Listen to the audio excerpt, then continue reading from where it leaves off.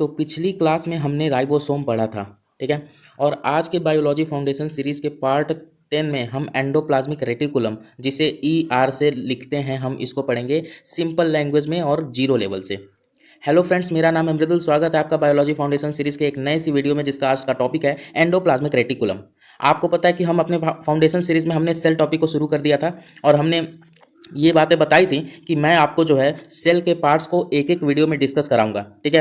हालांकि ये सारी चीज़ें फाउंडेशन लेवल पे हो रही हैं, तो हम इसमें एक एक पार्ट्स को देख रहे हैं और ज़्यादा डीप में नहीं देख रहे हैं, ठीक है। हम उतना देख रहे हैं ताकि आपका बेसिक क्लियर हो और जब आप एडवांस टॉपिक में पढ़ें तो आपको वो चीज़ें समझ में आए। तो बिना किसी देरी के आज का जो टॉपिक हमारा एंडोप्लाज्मिक रेटिकुलम, इसको हम लोग खत्म करते हैं, ठीक है।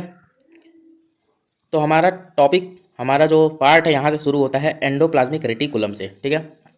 ये चीज़ एंडोप्लाज्मिक रेटिकुलम, जिसे शॉर्ट में ER से लिखते हैं, ठीक है। शुरू करते हैं। सबसे पहले डेफिनेशन पे हम चलते हैं, क्या कह रहा है। Endoplasmic reticulum is the transport system of the cell, ठीक है। मतलब ये जो एंडोप्लाज्मिक रेटिकुलम होता है, ये सेल के अंदर एक ट्रांसपोर्ट सिस्टम बनाता है, ठीक है। It carries materials from one part of the cell to another. मतलब ये एक ट्रांसपोर्ट सिस्टम बनाता है कि सेल में जितने भी मटेरियल्स होते हैं उनको सेल के एक पार्ट से दूसरे पार्ट तक पहुंचाता है, ठीक है। जैसे अगर सेल का ये कोई पार्ट है और सेल का ये दूसरा कोई पार्ट है, तो इसके बीच में एंडोप्लाज्मिक रेटिकुलम ऐसे ट्रांसपोर्ट सिस्टम बनाएगा और कोई मटेरियल इस पार्ट से इस पार्ट तक पहुंचाएगा, ठीक है। मतलब कहने का सिंपल सा मतलब है, ये है सेल का एक पार्ट और ये सेल का कोई और पार्ट है। तो एंडोप्लाज्मिक रेटिकुलम क्या करेगा कि एक रास्ता बना देगा, और यहाँ पे अगर कोई पार्ट है सेल का, कोई कोई मटेरियल है, तो इस मटेरियल को क्या करेगा, वो दूसरे सेल के पार्ट तक पहुंचा देगा। यही इसका काम है एंडोप्लाज्मिक रेटिकुलम का। ये ट्रांसपोर्ट सिस्टम का काम करता है, ठीक है। डेफिनेशन क्लियर है। इसको खोजा किसने था, तो discovered by Keith R Porter in 1945। किसने डिस्कवर किया था, केथ आर पोर्टर ने 1945 में डिस्कवर किया था माइक्रोस्कोपिक व्यू से, ठीक है। उस टाइम पे चीज़ें नहीं थी, माइक्रोस्कोप था, छोटी छोटी चीज़ें थी, क्योंकि ये बहुत ही छोटा सेल ऑर्गेनल है ना। जो एंडोप्लाज्मिक रेटिकुलम है एक छोटा सेल ऑर्गेनल होता है, तो इसी नाते माइक्रोस्कोपिक व्यू से इन्होंने केथ आर पोर्टर, ठीक है, इन्होंने जो है एंडोप्लाज्मिक रेटिकुलम को 1945 में डिस्कवर किया था, ठीक है। नेक्स्ट टॉपिक पे चलते हैं। जो एंडोप्लाज्मिक रेटिकुलम है वो कैसा है, तो ये मेम्ब्रेन बाउंड ऑर्गेनल होता है। मतलब यहाँ भी मेम्ब्रेन इसमें पाया जाता है। मेम्ब्रेन का काम सिंपल सा है भाई, प्रोटेक्ट करना, ठीक है। तो जो एंडोप्लाज्मिक रेटिकुलम है वो भी क्या है, मेम्ब्रेन बाउंड ऑर्गेनल है। मतलब इसके चारों ओर क्या पाए जाएंगे, मेम्ब्रेन पाए जाएंगे, ठीक है। ये large network of tubes and sheets, मतलब ये tube and sheets like structure का लार्ज नेटवर्क होता है। मतलब इसमें ट्यूब लाइक स्ट्रक्चर और शीट्स लाइक स्ट्रक्चर पाए जाएंगे, और उसी का ये लार्ज नेटवर्क, बड़ा सा नेटवर्क बनाता है, बड़ा सा सिस्टम बनाता है, ठीक है। कौन, एंडोप्लाज्मिक रेटिकुलम, ठीक है। अब हम बात करते हैं एंडोप्लाज्मिक रेटिकुलम के कुछ फॉर्म्स, कुछ अवतार की बात करते हैं, लाइक, ठीक है, शेप्स की, कैसे कैसे पाया जाता है। तो एंडोप्लाज्मिक रेटिकुलम तीन टाइप से पाया जा सकता है सेल के अंदर। एक है लॉन्ग ट्यूब्यूल्स, मतलब ऐसे ट्यूब लाइक स्ट्रक्चर होंगे, ठीक है। लॉन्ग ट्यूब्यूल्स, ऐसे ट्यूब लाइक स्ट्रक्चर बड़े बड़े, ठीक है। ऑब्लॉन्ग बैग, मतलब वेसिकल्स टाइप होंगे। अब ये ऑब्लॉन्ग बैग क्या होता है, अगर मान लो एक मैंने सर्कल बना दिया, ठीक है, अगर मैं इस सर्कल को थोड़ा खींचना चाहता हूं तो ये कुछ ऐसा बन जाएगा, ठीक है। तो ये कुछ ऐसा पाया जाएगा, कौन, एंडोप्लाज्मिक रेटिकुलम। और सिस्टर्नी, सिस्टर्नी तरीके से भी पाया जाएगा। सिस्टर्नी क्या है, ये एक फोल्ड्स है, ठीक है, फोल्ड्स है, ठीक है, फोल्ड्स। जैसे माइटोकॉन्ड्रिया में क्या था, माइटोकॉन्ड्रिया के अंदर ऐसे फोल्ड था ना, ऐसे फोल्ड था, तो ऐसे ही एंडोप्लाज्मिक रेटिकुलम में भी फोल्ड पाया जाता है। तो फोल्ड को हम लोग कहते हैं सिस्टर्नी, ठीक है। तो जो एंडोप्लाज्मिक रेटिकुलम है वो तीन फॉर्म में पाया जाएगा, कौन, लॉन्ग ट्यूब्यूल्स, वेसिकल्स मतलब ऑब्लॉन्ग बैग, और सिस्टर्नी। लॉन्ग ट्यूब्यूल्स क्या है भाई, ऐसे लंबे लंबे, ठीक है, ट्यूब लाइक स्ट्रक्चर होगा इसका, और सिस्टर्नी मतलब ऐसे फोल्ड लाइक स्ट्रक्चर होगा, ठीक है, फोल्ड लाइक स्ट्रक्चर होगा। अब हम बात करते हैं एंडोप्लाज्मिक रेटिकुलम के अटैचमेंट की बात करते हैं, ठीक है। अटैचमेंट की बात करते हैं, मतलब ये कहाँ कैसे जुड़ा रहता है। तो एंडोप्लाज्मिक रेटिकुलम का जो वन साइड होता है वह सेल के प्लाज्मा मेम्ब्रेन से अटैच रहता है, ठीक है। भाई ये सेल है, ठीक है, ये एक सेल है, तो ये क्या है, सेल का प्लाज्मा मेम्ब्रेन है, ठीक है, प्लाज्मा मेम्ब्रेन है।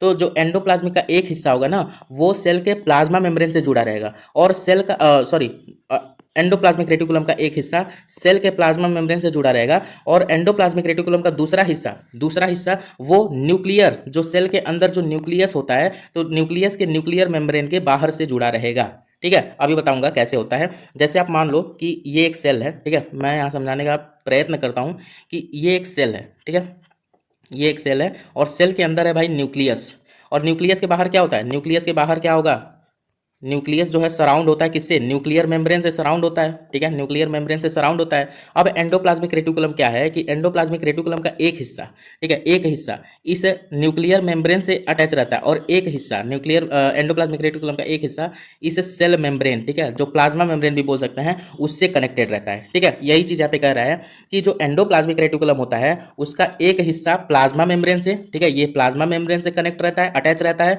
और एंडोप्लाज्मिक रेटिकुलम का दूसरा हिस्सा न्यूक्लियस के न्यूक्लियर मेम्ब्रेन से अटैच रहता है, ठीक है। यही बात यहाँ पे हो रही है। अब एंडोप्लाज्मिक रेटिकुलम भाई दो टाइप्स के होते हैं, एंडोप्लाज्मिक रेटिकुलम दो टाइप्स के होते हैं, एक होता है SER स्मूथ एंडोप्लाज्मिक रेटिकुलम और एक होता है RER rough endoplasmic reticulum. Endoplasmic reticulum जिसे ER से लिखते हैं ये दो टाइप का होता है, SER स्मूथ एंडोप्लाज्मिक रेटिकुलम और RER रफ एंडोप्लाज्मिक रेटिकुलम, ठीक है। माइक्रोस्कोप जब हम माइक्रोस्कोप से अगर एंडोप्लाज्मिक रेटिकुलम को देखते हैं ना तो उसका एक जो सरफेस होता है, एक हिस्सा स्मूथ पाया जाता है, उसी को हम लोग स्मूथ एंडोप्लाज्मिक रेटिकुलम कहते हैं, और उसका एक हिस्सा रफ पाया जाता है, ठीक है, मतलब उस एक हिस्से पे छोटे छोटे डॉट्स होते हैं, इसी नाते उसे रफ एंडोप्लाज्मिक रेटिकुलम कहते हैं। यहां तक क्लियर होगा, ठीक है। अब हम समझते हैं क्या है, ये है एंडोप्लाज्मिक रेटिकुलम का एक जनरल सा फिगर या डायग्राम बोल सकते हो आप लोग, ठीक है, यहाँ पे आपको अच्छे से दिख रहा होगा, ठीक है। सो अब हम लोग यहाँ डायग्राम को अच्छे से क्लियरफाई करते हैं क्या है। तो देखो अगर ये मान लो ये पूरा एक सेल है, ठीक है, ये चीज सेल है, तो सेल का ये चीज हो जाएगा न्यूक्लियस, ठीक है, न्यूक्लियस, और न्यूक्लियस के बाहर क्या है भाई, न्यूक्लियर मेम्ब्रेन है, ठीक है, जो कि न्यूक्लियस उससे अटैच बाउंड रहता है न्यूक्लियर मेम्ब्रेन से, ठीक है। तो ये एक पूरा सेल मान लो, तो सेल के अंदर क्या है, ये न्यूक्लियस है और न्यूक्लियस के बाहर क्या है, न्यूक्लियर मेम्ब्रेन है। अब ये देखो ये जो चीज तुम्हें दिख रही है ना, यही है तुम्हारा एंडोप्लाज्मिक रेटिकुलम। आपको जो ये हिस्सा पूरा दिख रहा है यही है एंडोप्लाज्मिक रेटिकुलम, ये जो हिस्सा दिख रहा है यही है आपका एंडोप्लाज्मिक रेटिकुलम, ठीक है। अब देखो ये जो ट्यूब वाला हिस्सा निकला है, ठीक है, ये जो ट्यूब वाला हिस्सा आपको दिख रहा है, ट्यूब वाला हिस्सा ट्यूब जैसा निकला है, इसी को कहते हैं स्मूथ एंडोप्लाज्मिक रेटिकुलम, ठीक है, स्मूथ होता है, ठीक है, इस पे देखो कोई भी डॉट नहीं पाया जाता है, ठीक है, मतलब इसका सरफेस एकदम स्मूथ होता है, ठीक है, कोई चीज इस पे पाया नहीं जाएगा और ट्यूब जैसा होता है, क्लियर है। और यहाँ पर देखो, और यहाँ पे ये जो चीज़ है ना, यहाँ से जैसे ये ऐसे फोल्ड करके निकला है ये सरफेस, ठीक है, इस सरफेस पे देखो छोटे छोटे डॉट्स हैं, इसी नाते इसको हम लोग बोलेंगे रफ एंडोप्लाज्मिक रेटिकुलम, ठीक है। और ये जो छोटे छोटे डॉट्स होते हैं ये और कुछ नहीं होते, ये क्या होता है, राइबोसोम होते हैं। और पिछली ही क्लास में हमने पढ़ा है राइबोसोम का काम क्या है, प्रोटीन बनाना। तो जाहिर सी बात है आपको यहीं से कॉमन सेंस का यूज कर लेना चाहिए कि रफ एंडोप्लाज्मिक रेटिकुलम पे जब राइबोसोम पाया जा रहा है तो एंडोप्लाज्मिक रेटिकुलम का कौन सा हिस्सा है जो राइबोसोम बनाएगा, रफ एंडोप्लाज्मिक रेटिकुलम, क्योंकि राइबोसोम जो है इसी पे पाया जा रहा है, इस पे नहीं पाया जा रहा है, ठीक है। तो जो प्रोटीन बनेगा वो इसी हिस्से पे बनना शुरू होगा, ठीक है, यहाँ तक कोई दिक्कत नहीं है। अब देखो सिस्टर्नी किसे कहते हैं, ठीक है, ऊपर हमने पढ़ा ना, यहाँ पे हमने पढ़ा कि जो एंडोप्लाज्मिक रेटिकुलम होते हैं वो तीन टाइप से पाए जाएंगे। तो हमने लॉन्ग ट्यूब्यूल्स वाला देख लिया जो कि स्मूथ एंडोप्लाज्मिक रेटिकुलम होता है, ठीक है, ऐसे लॉन्ग लॉन्ग हमने पढ़ लिया, ठीक है। फिर हम सिस्टर्नी को देख लेते हैं। वेसिकल्स उतना इंपॉर्टेंट इसमें अभी है नहीं, ठीक है, वो ऑब्लॉन्ग बैग है, मैंने समझा दिया है, पढ़ेंगे उसको भी आगे। देखो सिस्टर्नी क्या होता है, ये चीज देखो कि ये तो ट्यूब्यूल वाला है, ठीक है, ये हमने देख लिया, यही है स्मूथ एंडोप्लाज्मिक रेटिकुलम, ट्यूब जैसा शेप है। यहाँ पर देखो तो यहाँ पे ये जो यहाँ से निकल के ये फोल्ड हुआ है, ठीक है, ये वाला जो रफ एंडोप्लाज्मिक रेटिकुलम है यहाँ पे ये ऐसे फोल्ड हो करके शेप अपना बना रहा है, तो इसी फोल्ड को हम लोग कहते हैं सिस्टर्नी, ठीक है। यहाँ से क्या है कि देखो ये स्मूथ एंडोप्लाज्मिक रेटिकुलम तो ट्यूब जैसा है, लंबा लंबा, ठीक है, ट्यूब जैसा है, लेकिन यहाँ पे जो रफ एंडोप्लाज्मिक रेटिकुलम है ये मुड़ा हुआ है, फोल्ड होकर अपना शेप बना रहा है, ठीक है, देख रहे हो, फोल्ड होकर, इसी नाते इसे कहते हैं सिस्ट। तो इस फोल्ड को हम, जो ये फोल्ड है, इसी फोल्ड को हम लोग कहते हैं सिस्टर्नी, और इस फोल्ड के बीच में जो स्पेस है उसे कहेंगे सिस्टर्नल स्पेस कहेंगे, सिस्टर्नल स्पेस कहेंगे। तो सबसे ऊपर हमने पढ़ा ना कि जो एंडोप्लाज्मिक रेटिकुलम होता है उसका जो एक हिस्सा होता है वो सेल मेम्ब्रेन या बोले तो प्लाज्मा मेम्ब्रेन से अटैच रहता है, और उसका एक हिस्सा जो होता है न्यूक्लियर एनवलप, ठीक है, या बोलो तो न्यूक्लियर मेम्ब्रेन, जो न्यूक्लियस का मेम्ब्रेन होता है उससे अटैच रहता है। ये बातें आपको नहीं भूलनी है, ठीक है, do not forget this word. जो सेल का एक हिस्सा होगा, सॉरी एंडोप्लाज्मिक रेटिकुलम का जो एक हिस्सा होगा वो किससे अटैच होगा भाई, सेल के प्लाज्मा मेम्ब्रेन से या सेल के आउटर मेम्ब्रेन से, ठीक है, मतलब ये जो सेल का सबसे बाहर वाला होता है जिसे हम लोग बोलते हैं प्लाज्मा मेम्ब्रेन, उसी से अटैच होगा। और एक एंडोप्लाज्मिक रेटिकुलम का दूसरा सरफेस किससे अटैच होगा, न्यूक्लियर एनवलप, मतलब न्यूक्लियस के मेम्ब्रेन से अटैच होगा, ठीक है। और अगर बैकग्राउंड में आपको बर्ड्स की आवाज आ रही है तो उसको भाई इग्नोर करो, ठीक है, मैं अभी गार्डन में बैठ के ये वीडियो बना रहा हूँ, ठीक है, आपको पढ़ा रहा हूँ, तो प्लीज उसको इग्नोर करिएगा।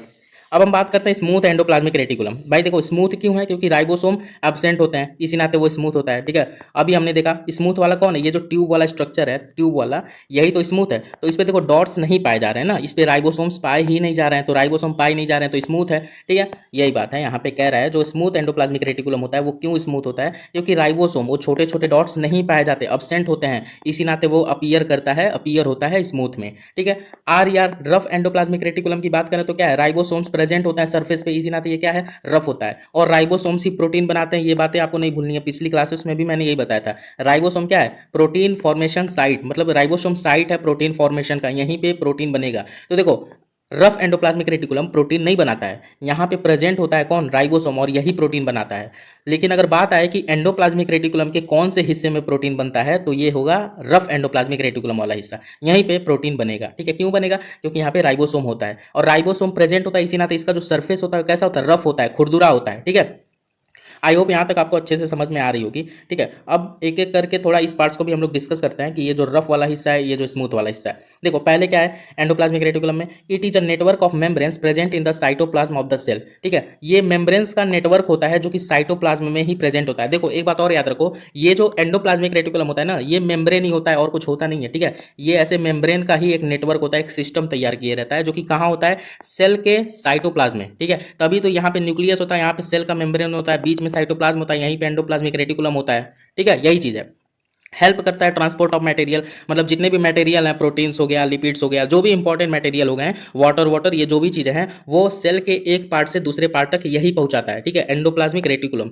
यही क्या है, ट्रांसपोर्ट सिस्टम है, एक चीज को एक पार्ट से दूसरे पार्ट तक यही पहुंचाएगा। ठीक है, इसके दो टाइप होते हैं, रफ एंडोप्लाज्मिक रेटिकुलम और स्मूथ एंडोप्लाज्मिक रेटिकुलम। तो देखो रफ एंडोप्लाज्मिक रेटिकुलम में क्या है, ये जो तुम्हें स्मॉल डॉट्स दिख रहे हैं, यही क्या है, यही तुम्हारे राइबोसोम्स हैं। ठीक है, और देखो ये मेम्ब्रेन जैसा है, मेम्ब्रेन ऑफ आर। ठीक है, अब हम बात करते हैं स्मूथ एंडोप्लाज्मिक रेटिकुलम। तो भाई ट्यूब वाला स्ट्रक्चर होता है। ठीक है, ट्यूब वाला स्ट्रक्चर होता है, इसी को कहते हैं स्मूथ होता है। ठीक है, अब हम फीचर की बात करते हैं, फीचर क्या कह रहा है, तो फीचर ये बात कह रहा है, सबसे पहले रफ एंडोप्लाज्मिक रेटिकुलम का देखते हैं। तो फीचर में क्या है कि इसके जो मेम्ब्रेन्स होते हैं ना, वो फ्लैट एंड होते हैं। ठीक है, फ्लैट एंड मतलब शीट की तरह ऐसे मुड़े मुड़े होते हैं, पतले पतले मेम्ब्रेन्स की तरह होते हैं। स्मॉल डॉट्स कॉल्ड राइबोसोम, जो छोटे छोटे डॉट्स हैं वो राइबोसोम कहलाएंगे, जो कि सरफेस पे होते हैं, किसके सरफेस पे, रफ एंडोप्लाज्मिक रेटिकुलम के सरफेस पे। ठीक है, यहाँ तक क्लियर है। इसी नाते इसका जो सरफेस है वो कैसा होता है, रफ होता है, खुरदुरा होता है। फंक्शन की बात करें तो भाई जो राइबोसोम होता है वही प्रोटीन बनाएगा, तो प्रोटीन रफ एंडोप्लाज्मिक रेटिकुलम पे ही बनेगा। प्रोटीन किस काम आता है, तो प्रोटीन और यूज्ड फॉर, देखो यहाँ पे लिखा है प्रोटीन किस लिए होता है, तो proteins are used for growth, growth के लिए, रिपेयर के लिए और बॉडी के अदर फंक्शंस के लिए प्रोटीन काफी हेल्पफुल होते हैं। ठीक है, और क्या है, तो rough endoplasmic reticulum transport of protein, protein का ट्रांसपोर्ट करता है, मतलब एक जगह से दूसरी जगह लेकर जाता है, other parts of cell, cell के अदर पार्ट्स तक। ठीक है, अब हम बात करते हैं भाई ट्यूब वाला, मतलब स्मूथ एंडोप्लाज्मिक रेटिकुलम, इसकी बात कर लेते हैं। ये क्या कह रहा है, मेम्ब्रेन्स आर ट्यूबुलर, जो मेम्ब्रेन है ये ट्यूब वाले होंगे। ठीक है, ऐसे ट्यूब शेप के होंगे। ठीक है, नो राइबोसोम, इस पे राइबोसोम प्रेजेंट नहीं होंगे, इसी नाते ये सरफेस कैसा दिखेगा, स्मूथ दिखेगा। फंक्शन क्या है, तो ये क्या करता है, फैट बनाता है। ठीक है, लिपिड्स। ठीक है, मतलब ये फैट्स बनाता है कौन, भाई देखो एंडोप्लाज्मिक रेटिकुलम तो राइबोसोम बनेगा, राइबोसोम है तो प्रोटीन बनेगा, लेकिन स्मूथ वाला क्या बनाएगा, फैट्स बनाएगा। ठीक है, हेल्प्स इन मेकिंग फैट, यानी लिपिड बनाएगा। और देखो डिटॉक्सिफिकेशन करेगा और हार्मफुल सब्सटेंस को रिमूव करेगा। ये थोड़ा इंपॉर्टेंट है, समझना क्या कह रहा है। जो स्मूथ एंडोप्लाज्मिक रेटिकुलम, जो ट्यूब वाले होते हैं, वो क्या करते हैं, फैट्स बनाते हैं, मतलब लिपिड बनाते हैं, और हार्मफुल सब्सटेंस को निकाल देते हैं। ठीक है, सेल से निकाल देते हैं। भाई अगर हमारे सेल के अंदर कोई हार्मफुल चीज़ है तो जाहिर सी बात है हमारी बॉडी के लिए वो खतरनाक है। ठीक है, हमारे सेल डैमेज होंगे उससे। तो स्मूथ एंडोप्लाज्मिक रेटिकुलम एक काम और करता है कि हमारे सेल के अंदर जो हार्मफुल सब्सटेंस हैं, जो मतलब डेंजरस, ठीक है, जो हमारे सेल के लिए डेंजर हो, उन सब्सटेंस को, उन मटेरियल को ये क्या कर देता है, डिटॉक्सिफिकेशन कर देता है। डिटॉक्सिफिकेशन का मतलब एक तरीके से फिल्टर आउट कर देता है, बॉडी से बाहर निकाल देता है, सेल से बाहर निकाल देता है। ठीक है, तो इसका काम ये चीज़ है, डिटॉक्सिफिकेशन कर देता है, मतलब हार्मफुल सब्सटेंस को रिमूव कर देता है। ठीक है, helps in storage of calcium ion in some cells, और ये एक चीज़ में और हेल्प करता है कि कैल्शियम आयन को स्टोर करता है कुछ सेल्स के अंदर। ठीक है, हमारे सेल के अंदर कैल्शियम आयन भी होता है, तो उन कैल्शियम आयन को कुछ सेल के अंदर ये जो स्मूथ एंडोप्लाज्मिक रेटिकुलम होता है ये स्टोर करके रखता है। ठीक है, आई होप यहां तक सब चीज क्लियर होगा आप लोगों को। अब आ जाओ भाई फंक्शन की बात कर लेते हैं। फंक्शन ऑफ एंडोप्लाज्मिक रेटिकुलम क्या है? हमने अभी जो ऊपर पढ़े हैं उसी को हमने लिखा है। रफ एंडोप्लाज्मिक रेटिकुलम क्या करता है भाई? प्रोटीन बनाता है। कैसे प्रोटीन बनाता है? क्योंकि यहाँ पे राइबोसोम प्रेजेंट होता है। स्मूथ एंडोप्लाज्मिक रेटिकुलम जो होता है लिपिड्स बनाता है, फैट मॉलिक्यूल बनाता है, और भी दूसरा काम क्या करता है? हार्मफुल सब्सटेंस को ये निकाल देता है, रिमूव कर देता है, ठीक है, डिटॉक्सिफिकेशन कर देता है।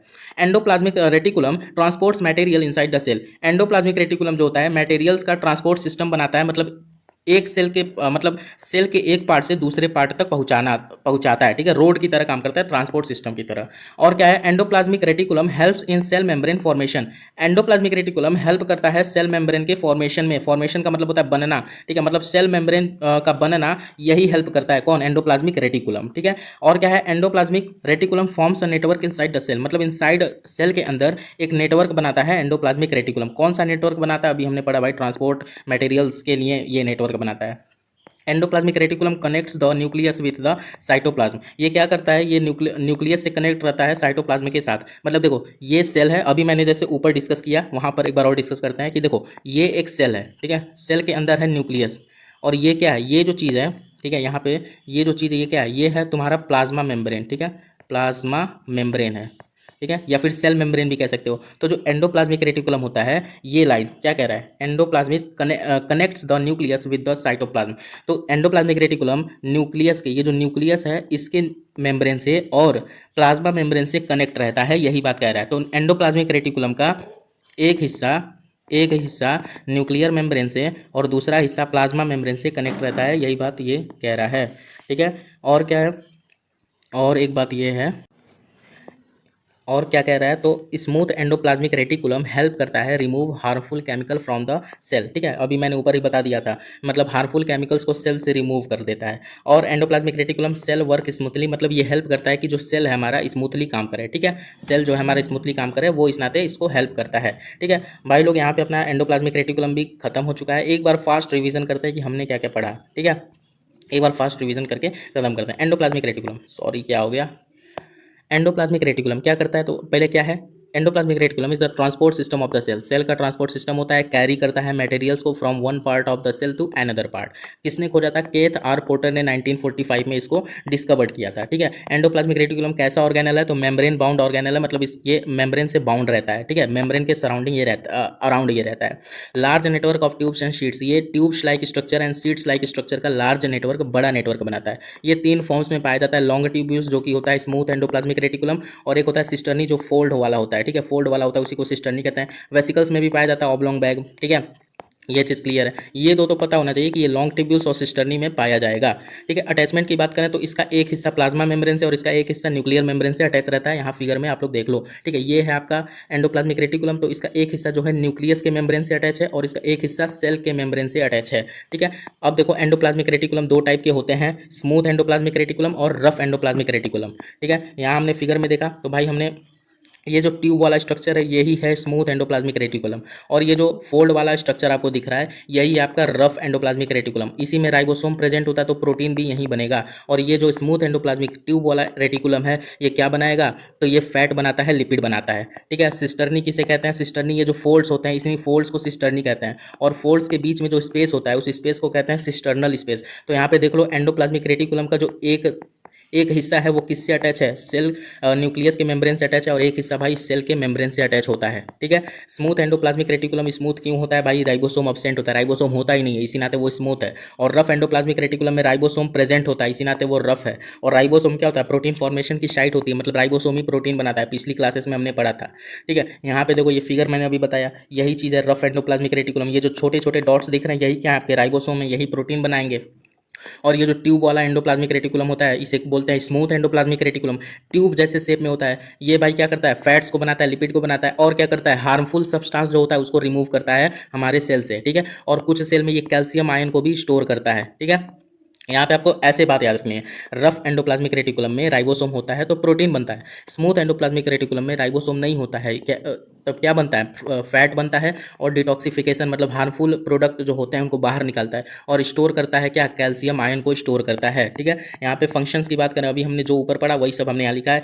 रफ एंडोप्लाज्मिक रेटिकुलम क्या होता है, प्रोटीन बनाता है क्योंकि राइबोसोम प्रेजेंट होता है। स्मूथ एंडोप्लाज्मिक रेटिकुलम भाई राइबोसोम प्रेजेंट नहीं होता, इसी नाते स्मूथ होता है, क्या बनाता है, फैट बनाता है, फैट मॉलिक्यूल जैसे कि लिपिड बनाता है। एंडोप्लाज्मिक रेटिकुलम जो होता है ट्रांसपोर्ट मटेरियल करता है, मटेरियल को एक जगह से दूसरी जगह सेल के अंदर ट्रांसपोर्ट करता है। ठीक है, सेल मेम्ब्रेन फॉर्मेशन में भी हेल्प करता है कौन, एंडोप्लाज्मिक रेटिकुलम।